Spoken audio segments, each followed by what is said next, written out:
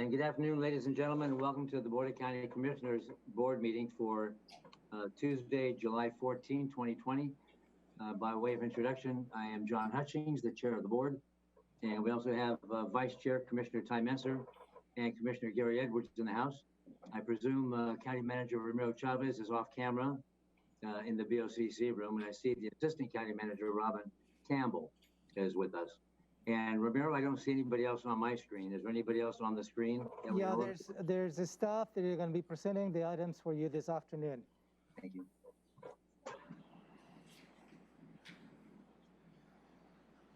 Thank you. So with that, the meeting has been called to order. We're going to have two public meetings at 3 o'clock right after this meeting and a Board of Health. But I'm going to ask Vice Chair Commissioner Menser to lead us in the Pledge of Allegiance.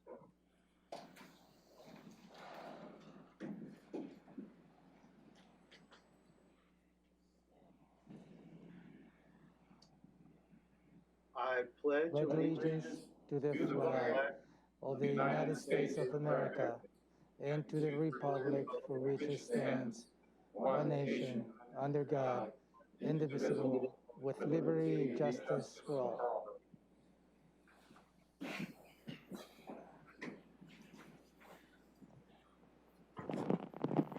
Thank you for that. And I want to give the public the information that if you want to join by conference call today, the phone number is 360-252-9020 and the extension is 1234.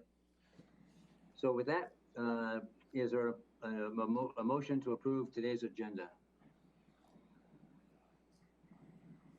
I move to approve the agenda for today, Tuesday, July 14, 2020.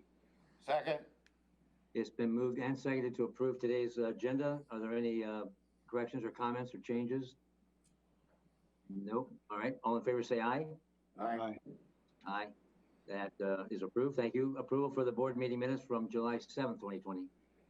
I move to approve board meeting minutes from July 7, 2020. Second. It's been moved and seconded to approve the board meeting minutes from July 7th, 2020. Are there any corrections or amendments to that? Nope. All in favor say aye. Aye. Aye. That motion carries. Now we're to the point of the agenda. Agenda item number 1, opportunity for the public to address the board. I would just like to give you some general speaking guidelines. When you come to the podium, please introduce yourself, including your name and address where you live in the county. Please address the board and not staff or the audience. And if you haven't already, please silence your cell phones.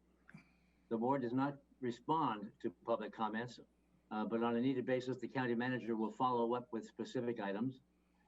Speakers are limited to 3 minutes to address the board. And we have our clerk of the board who has the timer, and the timer will be up onto your right. And when you hear a chime or ding, you know your time is up. Meeting attendees cannot donate their speaking time to another person. The board reserves the right to restrict a person's opportunity to address the board for common cause or good cause. No comments that are lewd and offensive, inflammatory, hateful, defamatory, or discriminatory in nature. We ask you please be respectful. No outbursts of any kind.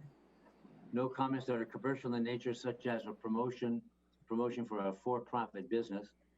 All materials provided to the county may be considered public record, subject to the public release upon request pursuant to the Public Records Act, Chapter 42.56 of the RCW. Remarks about pending land use permits or similar matters that could eventually come before the board on appeal are not appreciated either or appropriate. And now to get on with a little bit further about no electioneering from the stand or podium, I turn to Ramiro Chavez. Yeah, I will ask the public who's planning to provide testimony today in front of the board to refrain from providing any comments related to any electioneering related items. Thank you. Thank you, sir. So what I will do is I will call the first 2 names and then the other name, and so you're prepared to go. So the first one on the list is John Pettit, followed by Tom, and I can't pronounce your last name, sir, but John Pettit first. Good afternoon, Commissioners. My name is John Pettit. I live at 9725 Rich Road Southeast in East Olympia. Today, I ended up receiving a phone call this morning from the Department of Revenue. The reason why I'm talking about here is some have to do with the budget. There's a big plan to completely try to renovate the budget, and a lot of the information you have has been inaccurate, and you have a history of letters coming to you from me regarding it. Now, that being said, it was an interesting part because Department of Revenue, I wanted to find out where the sales tax is. This is the one that's been identified as being a major problem. Well, I compared 2019 to 2020. 2019, as of through the end of June, you'd had 8,708,355, but in 2020, you've had 9,029,630. You've actually received more income in 2020 from sales tax than what you did in 2019. Now, the increase is about 3.7%, and I realize that the actual budget that you had created and made basis on was about a 7% increase. So it's not as high, running as high as what was projected last November. But it's nowhere near the reduction that was being posed for consideration about this budget. Now, I ended up providing a copy of everything that was available to me from the Department of Revenue. These aren't my numbers, people. This is the state numbers.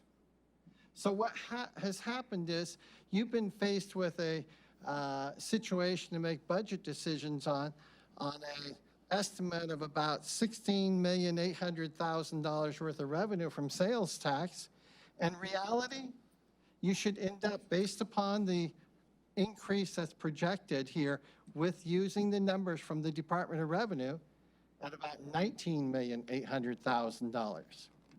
$3 million of underestimate for revenue for making a decision. Now, I realize some of you are ready to defund the police some, reduce their budgets and everything. There is no need for that action. Remember earlier we had a discussion some about the property tax. You had it down at 40 million something, and then you, oh, well, you're right, let's bump it up to 42 million plus. The problem is you can't make good decisions with bad information.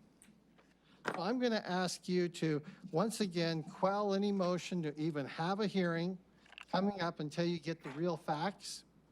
And I'm going to ask you not to defund the police through some bad budgeting action. Thank you. Tom is next. Tom, will you please come up? Thank you, sir. And introduce yourself, if you please. Thank you. Good afternoon. My name is Tom. The last name is Fite, F-I-T-E. Okay, thank you.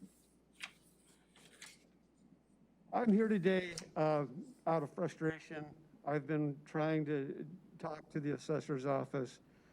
I moved away for about 10 years. My work took me away. I moved back, bought a house about a year ago, and recently I got an escrow shortfall notice from my bank, and I went, what? Well, my assessment went up. So I got to taking a look at my property taxes, which are, by the way, more than in King County, where I lived, because that's just unreal. In a comparison with the neighbors, my neighbors' homes, they're all, without exception, have larger homes than I do, more acreage than I do, but my house is smaller with a smaller lot. I pay more taxes than they do. This is an outrage. I took my situation down to the assessor's office, got to taking a look at it. I just got spun in circles. Then they looked at my cost evaluation report and said, oh, part of this is because you're being taxed on a view of Mount Rainier. I'll take out the whole board to lunch if somebody can come over to my house and show me a view of Mount Rainier. I did the math. I'm paying $17 a month for a view that I absolutely don't have, and that's stealing from me. And everybody, the people that own the house from before me, there is no view. My neighbor has no view. I have pictures, I have proof. I was told by the assessor's office that someone would be out the next sunny day to correct it and take a look. Never happened.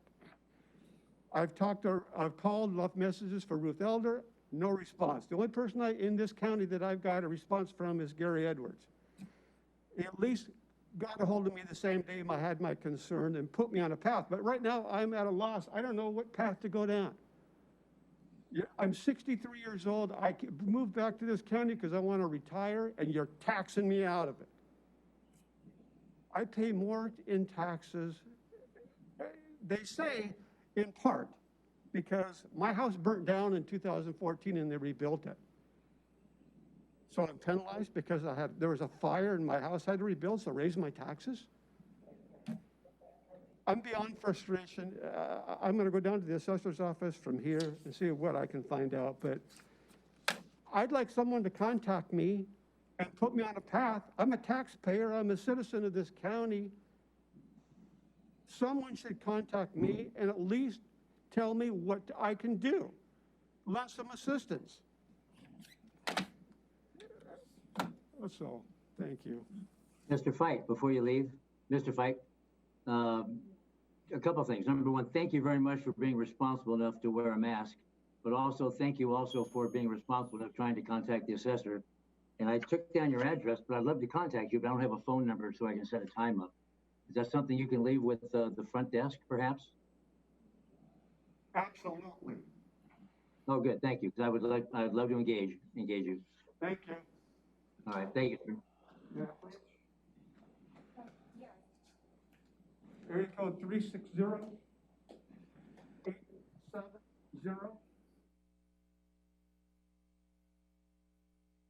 360-870. Also, I got sir, a piece. have you, I got a piece. Pardon? Commissioner Hutchins, if you give me the floor a little bit. Please take it. Thank you. So, sir, have you, when you go down to the assessor's office, can you look at the process of filing an appeal of your tax assessment in front of the Board of Equalization? For your response to that, You can go to the microphone so you can probably hear the response to that. in my meeting with the assessor's office last week, I spoke with David, and I forget his last name, told me I would have to get approval by the Board of County Commissioners to file an appeal because maybe I'm past some date. And you're shaking your head, and that's my frustration. Okay. Yeah. I can't get the straight answer from anybody. So I understand your frustration, and because the assessor's office is an independently elected office. So the Board of County Commissioners in this office does not have any oversight over their functions. So the appeal process in front of the Board of Equalization, the board does not need to take any action to that. But I can probably, through that phone number, get you the information as to how you can appeal in front of the Board of Equalization. I would appreciate any information to move forward because I'm paying for things that I don't have in an assessment that shouldn't be. Thank But I will you. reach out to you, Mr. Fite. I'll reach out to you because I want to see if I can see Mount Rainier from your house without getting on the roof. I would invite you over anytime. Thank you very much, sir. Thank you. You have his Yes, phone sir. number, Ramiro? Yeah, we have his phone number. Good. Thank you, sir. I'll be giving you a call. Thank you. Thank you, You're Tom. welcome. Thanks, Gary. Next is C. Davis.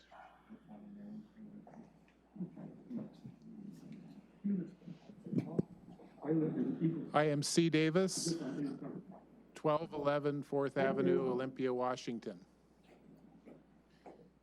2 weeks ago, we had a riot in Tenino. BLM, Black Mask Anarchist.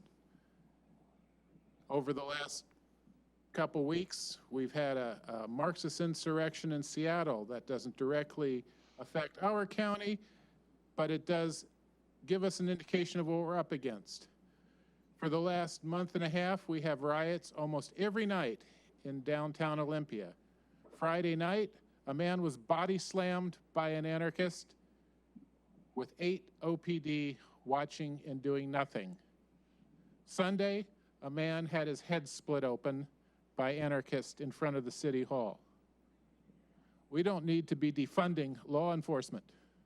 We need to be funding law enforcement.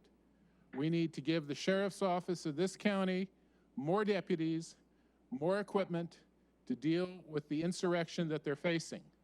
People in this county, including people who are in the cities of this county, are facing physical harm. Their businesses are being destroyed. In the case of Olympia, the police department have their hands tied. We need to encourage, support, and fund the sheriff to go in and protect members of our community who happen to be unfortunate enough to live in Olympia, but we also have to secure the rest of the county. Our $300 million budget is rife with pork.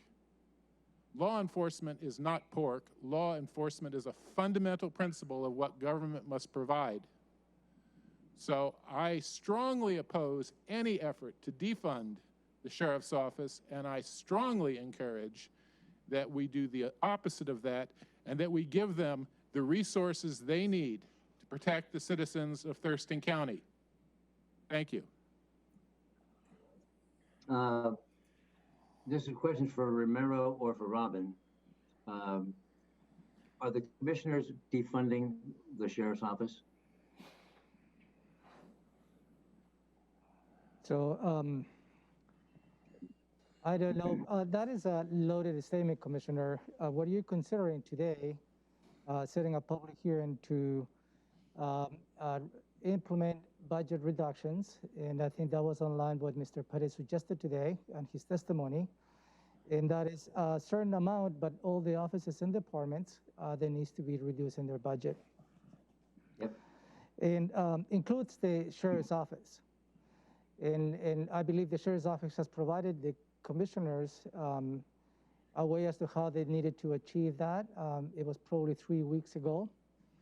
But also in the context of the many different steps the board has taken, the board also included a third budget amendment in 2020, which it was taken over a month ago, I believe, by the majority of the board, which included additional funding for the sheriff's office on the third budget amendment. And I don't know if I'm answering your question or not, but I will not be able to get to the point to get into the conversation whether defunding or funding the sheriff's office. That I don't believe that is my place. I can just probably walk you through what is the steps the board has taken, and perhaps the board what the steps the board is considering taking. Thank you for that. Robin, do you have anything to add? So if the board should take action on the proposed amendment number 4, the change in the sheriff's office budget is an increase of $309,000, and in the corrections budget is a decrease of $36,000. But for sheriff law enforcement, it is an increase compared to their original budget for this fiscal year. And in amendment number 3 that we passed, is that the one that was in excess of $750,000 that we approved? For sheriff law enforcement, the increase was $785,000. Increase of over 3/4, okay, 780,000. And in this budget amendment that we're doing, amendment number 4, an increase of 309,000. So it's an overall, once you take action on amendment 4, if you should do so, as it is proposed today, the overall increase is 309,000. Okay, thank you. And that should be enough said about that baloney about defunding. Thank you. That takes us now to the county manager's update, agenda item number 2. I don't have any specific updates, Commissioner. Okay. Agenda item number 3 is the consent calendar A and B. I would move to approve consent items 3A and 3B. Second. It's been moved and seconded to approve consent items A and B. Any further discussion on that? Nope. All in favor, say aye. Aye. Aye. That motion carries. Thank you. Department items, agenda item number 4 is the franchise agreement with Zayo Group. Megan is online, and she will be presenting the item for you. Good afternoon, Megan. Good afternoon, Commissioners. Megan Porter, Public Information Supervisor. The Zayo Group LLC submitted an application for a telecommunications franchise agreement for review. This franchise agreement would allow the Zayo Group to operate within the county rights of way. You held a public hearing on the application on March 3rd, 2020, where you received no public comments on the request. After the public meeting, you approved the application for franchise utility. Staff have since negotiated the franchise agreement with the Zayo Group LLC. This afternoon, I'm requesting that you approve the non-exclusive franchise agreement with the Zayo Group LLC to construct, operate, and maintain telecommunications facilities within the Thurston County rights of way. All right. Any questions of Megan? Yes, sir. Go ahead, Mr. Evers. I would like to just make sure for the public that the bottom line here is that through advancement of technical communications, I guess, the ability for the public to have better access to an infrastructure that allows them to have access to the internet and such, that's going to help, and that this is not going to cost the taxpayers of Thurston County any money. Is that right? That's correct. There's no financial implications for the county. Thank you. Mr. or anything? Megan, you say it's Zayo Group rather than Zayo Group? I don't know. Okay. That's sorry. Zayo, I'm not sure. All right, well then I'll take my best shot. I move to approve the resolution granting Zayo Group LLC a non-exclusive franchise to construct, operate, and maintain telecommunications facilities within Thurston County rights of way in accordance with the terms and conditions set forth in Exhibit A to the resolution. Second. So it's been moved and seconded to approve franchise agreement with Zayo Group LLC. Any further discussion? Nope. All in favor, say aye. Aye. Aye. Passes. Thank you. Thank you, Megan. Thank you, Commissioners. Now, agenda item number 5 is community planning and economic development. So we're setting a public hearing for the floodplains. Good Good afternoon. Are you ready to start? Yeah, I'm ready to start. Okay. Good afternoon, Commissioners. Jeremy Davis, Thurston County Community Planning and Economic Development. This afternoon, I'm here we're at home, to request the board set a public hearing for August 4th to take public testimony on interim ordinance 15905, which was adopted on June 16th, 2020. The ordinance amended Chapter 1438, which regulates development in flood hazard areas. The Growth Management Act allows interim regulations to be adopted without a public hearing, so long as a public hearing is held within 60 days after the date of adoption. So the date will hit 60 days is actually August 15th. Thurston County was required by the Federal Emergency Management Agency to review and update its floodplain regulations by June 19th, 2020. The amendments are to ensure Thurston County continues to comply with the minimum requirements of the National Flood Insurance Program. The amendments add technical definitions, clarifications, and rewording as directed by the Department of Ecology. They also indicate records the county needs to retain and things we're already doing to retain those records, actually. They added several cross-references in the code as directed by Ecology. And we added a new section to permit agricultural flood sanctuary structures in the floodplain to allow for agricultural equipment and farm animals to have sanctuary areas outside of the floodwaters. The amendments did not add any new substantive requirements to our current floodplain development review processes and regulations. They were technical in nature. Typically, no changes are required to Thurston County's floodplain development regulations. As you know, we are a Class 2 community rating system community, and we already have really good flood standards to protect our citizens on a daily basis, which of course also provide them a discount on their flood insurance. However, the Department of Ecology indicated that FEMA is scrutinizing local codes to ensure certain definitions and technical language are actually used in their codes. So this update is in addition to the regular updates to the flood insurance rate map and flood insurance studies that are required to be adopted by local governments when they update our flood insurance studies. Thurston County automatically updates map updates and insurance study updates per county code. The Department of Ecology has already indicated the amendments adopted by this ordinance, 15905, have brought the county's floodplain development regulations into compliance with the National Flood Insurance Program.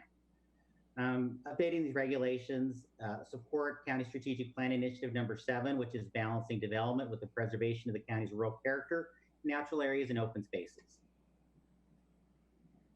And are there any questions this afternoon? My seat may have questions of Jeremy.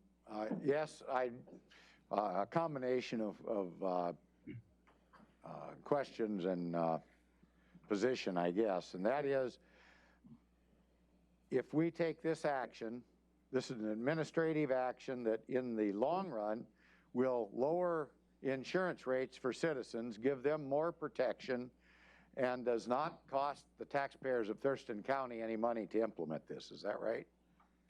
It's my understanding that we're not changing any of our current review practices and keeping our regulations up to date with and in compliance with the National Flood Insurance Program allows the citizens of Thurston County to actually purchase flood insurance. If we don't have updated regulations, then they can't purchase flood insurance. And in fact, they could have their flood insurance policies canceled. That's one of the remedies by FEMA. So this does definitely benefit the citizens of Thurston County.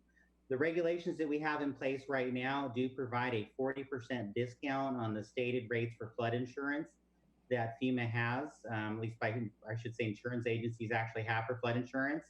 So it is a great benefit to the citizens, and no, it's not costing them extra, to my knowledge. Thank you. I might add, it also gives comfort and safe haven to animals and livestock should there be a flood. That's good. Commissioner Menser? Just say that Thurston County has been, on the forefront of our regulations that have allowed us to achieve our flood rating that we have as a community, and it's a real benefit to our property owners as well as community as a whole. So well supportive of making these updates and keeping our status. I'm always complimentary of Jeremy and his staff. They're just, I think they're top notch. Thank you, Jeremy. Thank you. Is there a motion? Yeah, just as a just the last point, I sit on a lot of boards as the Chehalis Basin representative. I sit on a lot of boards with Lewis and Grace Harbor County, and feels pretty good most of the time to know that we're in the position we're in Thurston County and the foresight that we put into our flood regulations. So on that note, I would move to set a public hearing for August 4th, 2020 at 3 p.m. or soon thereafter, as may be heard, at the Thurston County Courthouse Building 1 in room 280 to accept public comment on the adoption of interim ordinance number 15905, which updated chapter 14.38 Thurston County Code Development and Flood Hazard Areas to ensure compliance with the National Flood Insurance Program. Second. It's been moved and seconded to set a public hearing for August 4th, 2020 at 3 p.m. regarding ordinance number 15905. Any further discussion? No? All in favor say aye. Aye. Aye. That motion carries. Thank you, Jeremy. Hey, thank you. Have a great afternoon. Thank you. Agenda item number 6 is Public Works resolution for and call for sealed bids for an overlay. Good afternoon, Commissioners. Scott Lindblom, County Engineer with Public Works. I've got one item for your consideration this afternoon. Public Works is requesting permission to advertise the contract for the 2020 Pavement Overlay Program. This year's program includes a 1 1/2 mile section of 153rd Avenue Southeast from Vale Road to Lawrence Lake Road. Project will include grinding out 2 inches of the existing pavement and paving with a new fiber reinforced asphalt. That new asphalt is expected to extend the life of that section of road about 15 years. Contract would include 15 working days. Certainly bad weather. In the event of bad weather, we may get delayed on that because pavement is very sensitive to the rain, but hopefully we'll be paving at a dry time of year. Bid opening is will be scheduled for July 29. We expect work to begin right after Labor Day. The estimated total construction cost is $610,000 and will be paid from the county road fund. This is from the road levy, the property tax, and the county's portion of the gas tax, which sometimes gets lost in just the phrase county road fund, but that's where the money really comes from.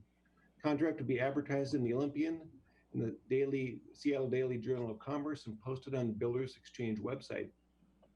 Program is in the 2020 Public Works budget, the County Capital Facilities Plan, the 2020 to 2025 Transportation Improvement Plan, and supports Initiative 8 of the county's strategic plan, support robust and well-maintained infrastructure systems for a thriving community.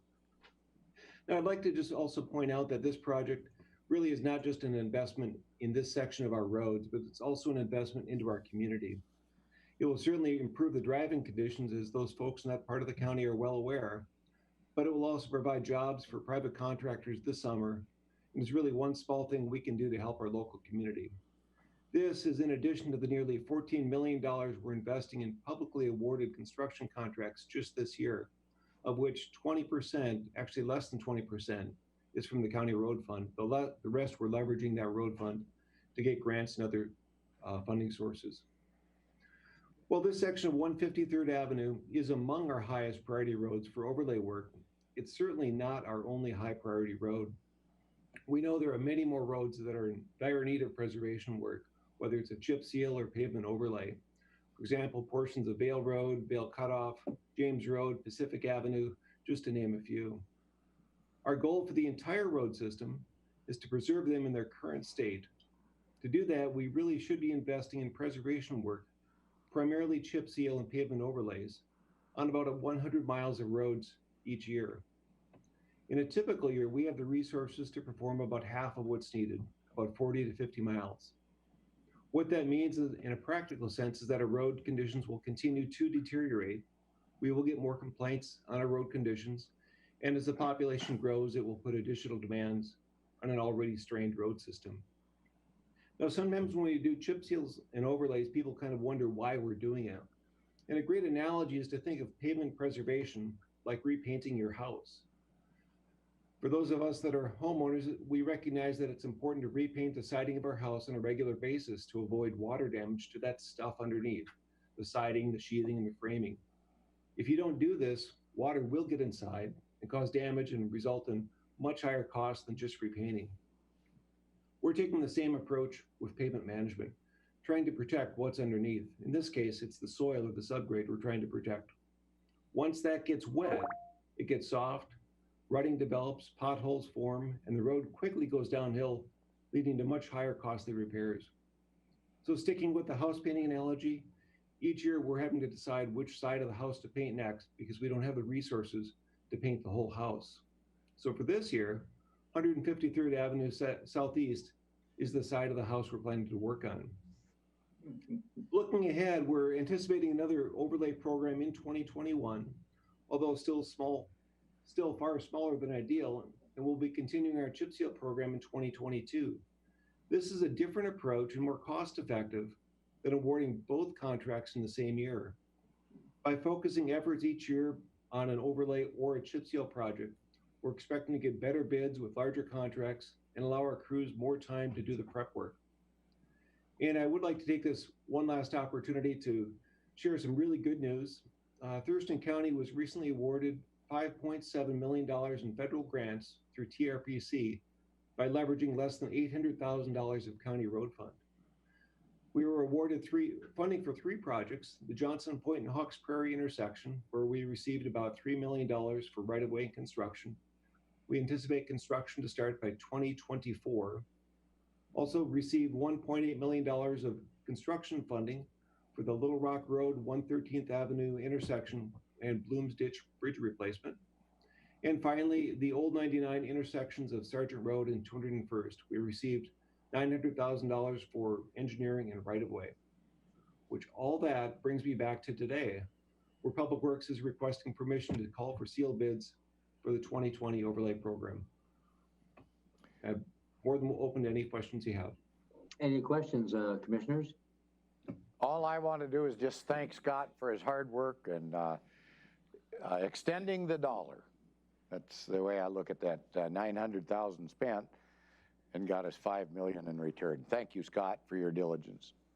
The wonderful team that makes it happen. Commissioner Menser, anything? No, not at this time. Okay, Scott, thank you very much. Again, was 800,000 to 5 million? Yeah, it's beautiful. Well done, sir. All right, is there a motion? I'd move to approve the resolution and call for sealed bids and authorize the county engineer to set the bid date and time for receipt and opening of said bids for the 2020 overlay program, CRP number 98220. Second. It's been moved and seconded to approve a resolution and call for sealed bids for the 2020 overlay program, CRP 98220. Any discussion? I would just say thank you, Scott, for that good presentation, very thorough, and I love your analogy of painting the house. Right. Thank you. All in favor, say aye. Aye. Aye, that motion carries. Thank you. Number 7, County Manager, setting a public hearing. Good Where's afternoon. Robin? There we go. Robin Campbell, Assistant County Manager.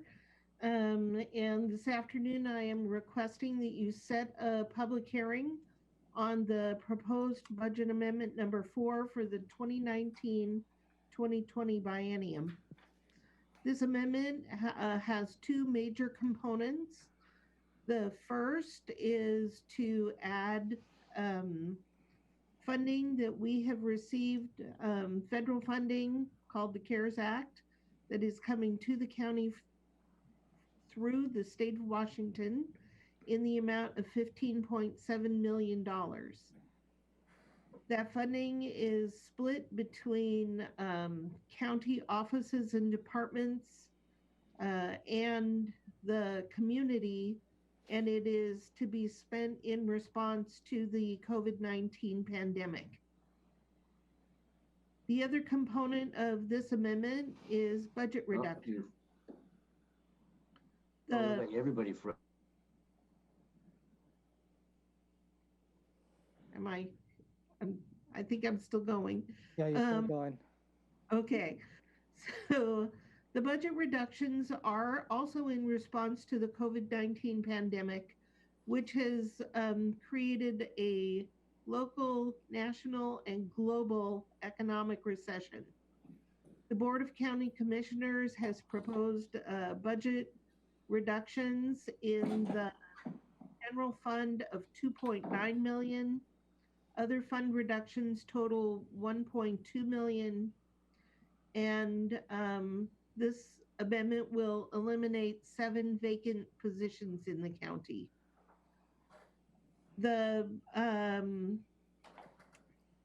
amendment is to be announced, or the public hearing will be in the newspaper tomorrow in the Olympian, and we will post it on our internet site, and budget documents showing the details of the amendments will be posted on the internet by the end of this week. So again, I'm asking you to set a public hearing on Wednesday, July 29th at 3 o'clock in Building 1, 280 to consider public comments on the amendment.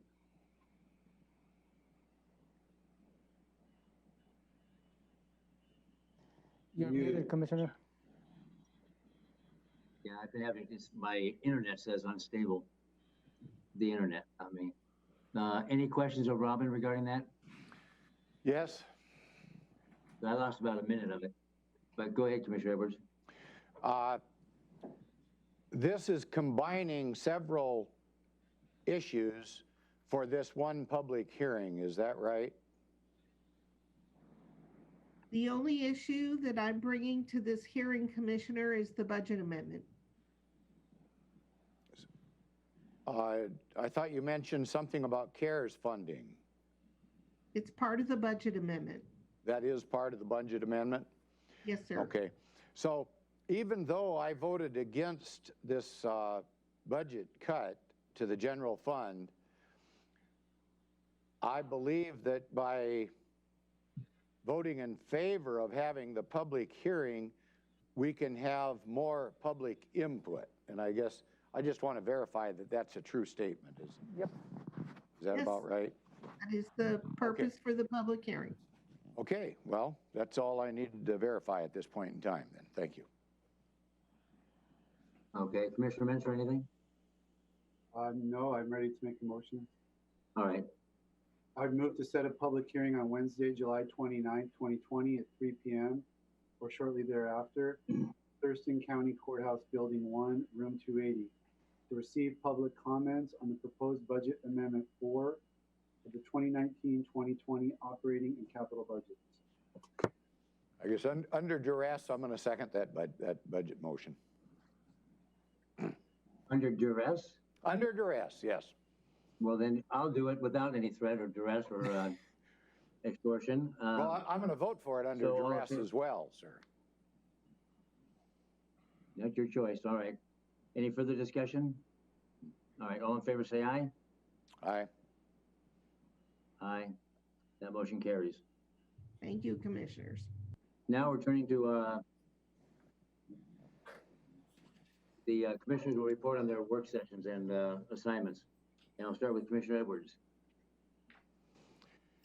Well, I guess I'll just report on one thing that I think is of major importance to the Yelm area, and that is the attempt by a group, and I believe the name of the organization is Fresh Start Housing. I'm commenting from an article on July 3rd in the Nisqually Valley News, in which there's going to be a halfway house placed into the old assisted living unit at the Nisqually River at McKenna. That's about 100 feet into Pierce County. And I have been spending most of the week talking with constituents that are very concerned that here we are in the middle of reducing funding to law enforcement. Pierce County is in the same situation, and due to that, we do not have adequate infrastructure. We do not have adequate sewage out there. They're talking about a 140-bed unit, and we've not had any public hearings. I realize this is technically in Pierce County, but it is going to have the most devastating effect to the citizens in Thurston County, because that's where the major population is around Yelm, although the McKenna-Roy area is going to be impacted as well. So I just want to take this opportunity to point out that this issue is coming to a head out there. I'm looking forward to future discussions on this particular issue, and hoping that we can reach a common sense consensus as to how to deal with this particular problem with the community out there. I've been in contact with the state of Washington representatives, with Pierce County representatives, and now Thurston County. And hopefully we'll have more information to report, but that pretty well used up my week. Thank you very much. Thank you, sir. Commissioner Benser. Thank you. I've been spending a lot of time working on criminal justice reform issues. I attended a meeting of some Olympia Outreach Workers League meeting where they had a lot of questions about those issues. I attended a League of Women Voters Coffee with the League virtual meeting where that was a hot topic. I attended the Innovative Justice monthly meeting this morning, where a lot of exciting news discussed. One about an exploratory committee related to a potential reentry and diversion center for Thurston County. Another update on our effort to reinvigorate and restart the law enforcement assisted diversion program, which is in the final stages of development and hopefully approval. A huge influx of resources for that program from the state, and some programming on restorative justice through the drug court that the prosecutor is working on funding for a pilot program. So we had a number of things that were really good steps forward that were reported on this morning. Also attended a WASPIC, that's the Washington Association of Sheriffs and Police Chiefs, presentation on their proposals for police reform, many of which I thought were well thought out and on point and should be a good starting point. They're going to be presenting those to the legislature, and I would hope that with law enforcement support, they would be easy things to move forward in our next legislative session. So that was the bulk of my week. I also got a chance to go out to the Economic Development Council and hand out hand sanitizer and thermometers to local businesses through our Thurston Strong program, which is our local program that supports local business, and Thurston Strong is a coalition that's providing support. So that was a lot of fun to get to do something positive and hear some stories from local businesses of how the county's efforts have been a big positive for them as they reopen and try to get up to speed. That's about it. We also had a very robust discussion at LOT, which is the wastewater treatment for the county. And we discussed what the rates might look like for 2021. And there's more to come on that. But if anybody has strong opinions about that, please reach out to me. Thank you. Thank you, sir. You know, when I look at my calendar, it's packed full. But when I look at this sheet, it's suddenly not very much. Last week, I attended a meet and greet that was sponsored by Ryan Rutledge, and he's starting a business called Thurston Marketing Alliance, and people were masked up. It was out at the Lacey Hub, and it was very well attended. I was glad to see people being responsible. Commissioner Menster, we sit on about 40 to 41 boards or commissions, and we divvy them up between the three of us. One of them is the TRPC, the Thurston Regional Planning Council. And Commissioner Menster is assigned to that council, but he was out of town last Friday, so I filled in as his stunt double. And nice to see those folks again, because I did that for my first 2 years, and we did some very incredibly cool work, very robust discussions and debate regarding certain transportation corridor projects being planned in the county or in the city of Olympia.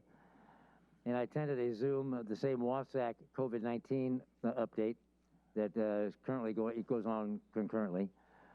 This last Monday, I attended the WASPIC, the Washington Association of Sheriffs and Police Chiefs, their recommended law enforcement reform Zoom, and the governor has created a task force for independent investigation of police use of force. And there's about 30, I think, 35 people assigned to that task force, and it's comprised of police chiefs and sheriff, I believe, and various nonprofits and community activists and such. And I don't mean that in a negative way, but just a lot of people that advocate for some type of reform. And these are all handpicked, I believe, by the governor's staff. And they are now the governor's forming an advisory group, and that advisory group of certain professionals will be looking at policy and research, and then reporting that or recommending that to the task force for the governor. And so that was very interesting to see their inaugural Zoom this last Monday. Oh, that'd be yesterday. And then yesterday also I attended the HHSC, which is the Health and Housing Social, oh my gosh, Committee, yeah, that's it, the HHSC. And we ferreted out and doled out some money to nonprofits and to further along the process of helping those in our community. And today, I met this morning with over Zoom with presiding court judge Eric Price, and we had a good, robust discussion about 4 or 5 different items. And then the CARES Act at the lunch hour, coordination with Commerce regarding the CARES Act funding. And that was it for the last week. County Manager. Can you hear me, Kay? Okay, thank you, Commissioners. Let me walk you through your upcoming combined schedule for the next week. Is where at least 2 commissioners will be in attendance on those appointments. You may have individual appointments on your individual calendars. Those will not be part of my report. So starting today, this afternoon, here in maybe 9 minutes, you will hold a public hearing on the 2020 Urban and Housing Development Action Plan. Soon thereafter, you will hold another public hearing related to the fiscal year 2017 Housing and Urban Development Annual Action Plan amendments. Moving on to 3:30, you'll have your regular Board of Health meeting, which is going to be a hybrid meeting similar to the Board of County Commissioners meeting that you just held today. Moving on to Wednesday, July 15, 9 in the morning, you have a follow-up briefing on the traffic impact fees. 9 in the morning, you will have also a follow-up to the briefing on the parks, post and impact fees. At noon, you have a Zoom meeting with your appointed directors. And at 2 in the afternoon, you have a closed session in accordance to RCW 4230-140, and this is a follow-up to the quasi-judicial hearing that you held on an appeal of a permit last week. Thursday, July 16th, 4:30 in the afternoon, I believe 2 commissioners will be attending the Law and Justice Council, and that will be a Zoom meeting, by the way. Nothing on your combined schedule on the 17th. I'm sorry, you have a 8 o'clock steady meeting, and I believe all the commissioners attend that down the South County. Moving on to Monday, July 20th.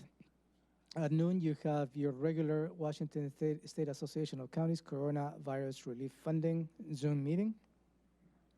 And then you will move on to Tuesday, July 21st, 9 o'clock in the morning. Well, you convene again to review the agenda for that day, as well as for the following week of your Board of County Commissioners. That's all I have for you. Thank you, sir. Is there anything for the good of the order? No, sir. Anything, Commissioner Messer, anything? No? All right, this Board of County Commissioners meeting for July 14, 2020 is adjourned.